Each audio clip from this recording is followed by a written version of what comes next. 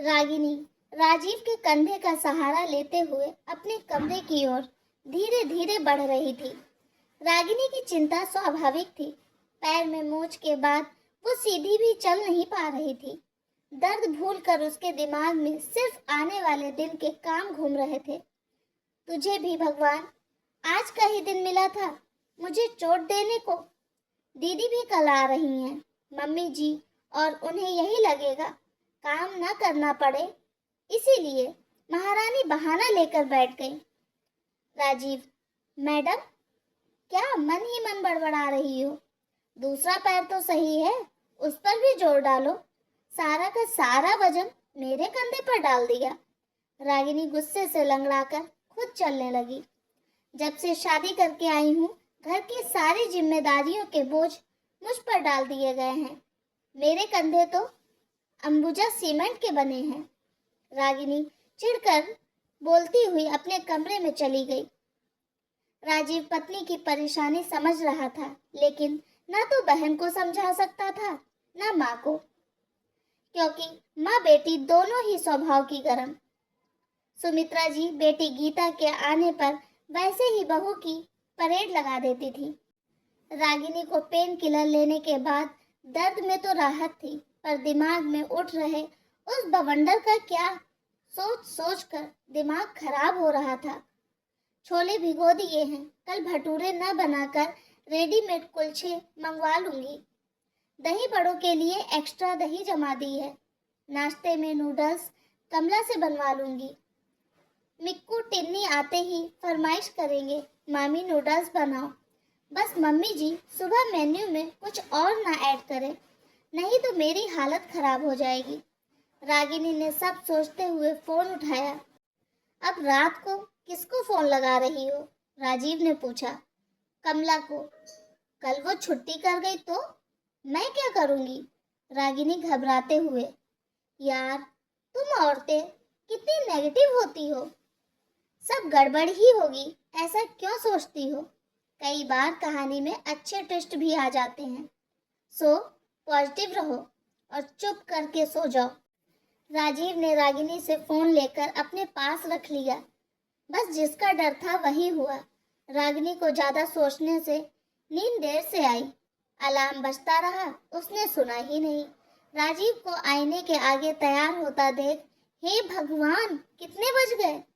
आपने मुझे उठाया क्यों नहीं? रागिनी झटके से उठी, पैर जमीन पर रखते ही चीख निकल गई। ओए माँ!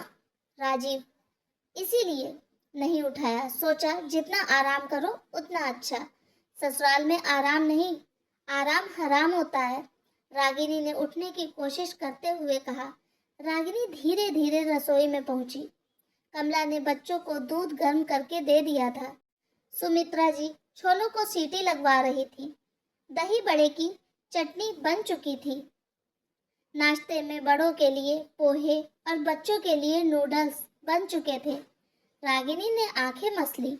उसे अपनी किस्मत पर यकीन नहीं हो रहा था कि उसकी अनुपस्थिति में इतने मैनेजमेंट के साथ काम हो रहा है। बहू, अब पैर का दर्द कैसा है? ठीक हूँ मम्मी जी। वो फोन इन्होंने अपने पास रख लिया, सो अलार्म नहीं सुन पाई, नहीं तो आपको इतनी तकलीफ नहीं होती। नहीं, ऐसी कोई बात नहीं। अब तुम बच्चों का डिब्बा पैक कर दो।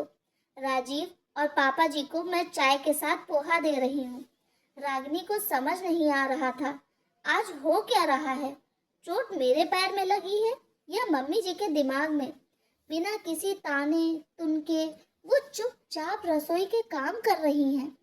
गीता अपने बच्चों के साथ पहुंच गई थी। सबने साथ बैठकर नाश्ता किया। गीता का व्यवहार भी आज अलग था। वो भाभी भाभी चिल्लाने की बजाय अपने बच्चों को खुद ही सर्व कर रही थी। इतने में अविनाश जमाई जी अपनी माँ और बहन को लेकर आ गए। सुमित्रा जी गीता के ससुराल वालों की खातिरदारी में लग गई। गीता माँ के साथ रसोई में दही बड़े तलने को जाने लगी। रागिनी के सोफे से उठते ही, अरे बहू, तुम आराम करो, मैं और गीता कर लेंगे। आखिर बहू भी तो घर का ही सदस्य है। उसकी तकलीफ में उसका ध्यान रखना ससुराल वालों का फर्ज है। और नहीं तो क्या भाभी, मैं तो जल्दी इसीलिए आई थी कि माँ की कुछ मदद करवा दूँ। आप बैठो। ननद का भी कुछ फर्ज होता है।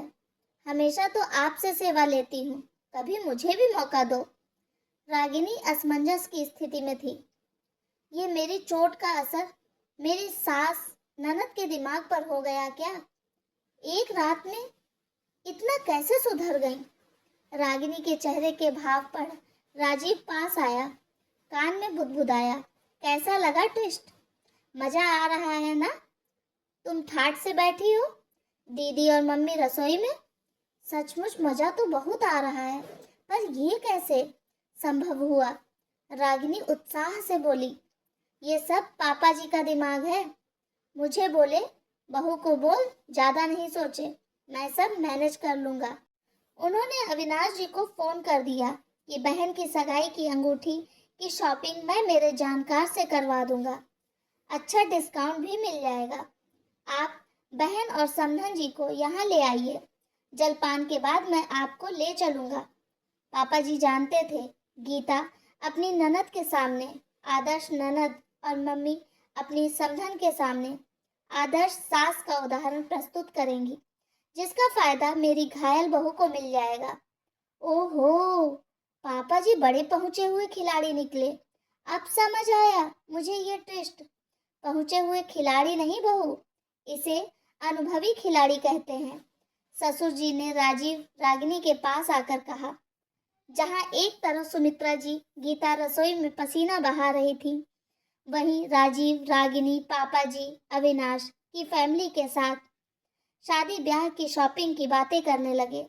दोस्तों, कई बार जिंदगी में हम कई बातों की जरूरत से ज्यादा टेंशन ले लेते हैं, जबकि वो आसानी से सुलझ जाती हैं। आपकी क्या राय है इस कहानी के बारे में? मुझे कमेंट में जरूर बताएं। चैनल पे नए हो तो प्लीज सब्सक्राइब करें मेरे चैनल को। Thank you.